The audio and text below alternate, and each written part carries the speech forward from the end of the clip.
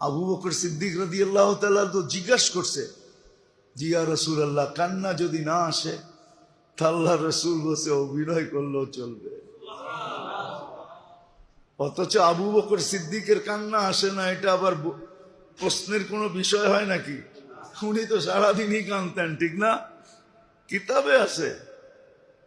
মক্কালারা আয়েশা বলছে, আবু বকর কোরআন পড়ো তো পড়ো, ঠিক আছে, কিন্তু সাথে সাথে যে কাঁদতে থাকো, তোমার কোরআন পড়া একদিক দিয়ে আমাদের ঘরকে আউলায়া দেয়, তোমার কান্না আরেক দিক দিয়ে আউলায়া দেয়। দুই বাতাসে আমাদের ঘর সব উল্টায় যাইতেছে, মহিলারা মন গলা যাইতেছে, বাচ্চারা পর্যন্ত মুসলমান হওয়া শুরু হয়ে গেছে। কোরআন পড়ো পড়ো, সাথে কাঁদো কেন?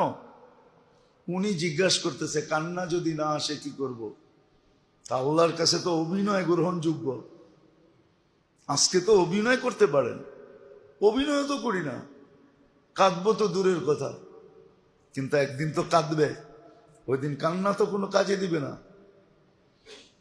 শুধু কান্দে, পানিও গড়াবে।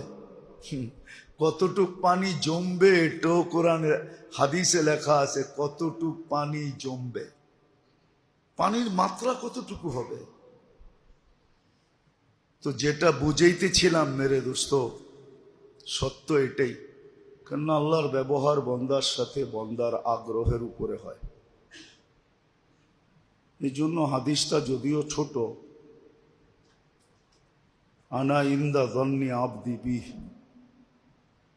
বন্দার আগ্রহ যেরকম হয়, ধারণা যেরকম হয়, আল্লাহর ব্যবহারটাও বন্দার সাথে এরকমই হয়।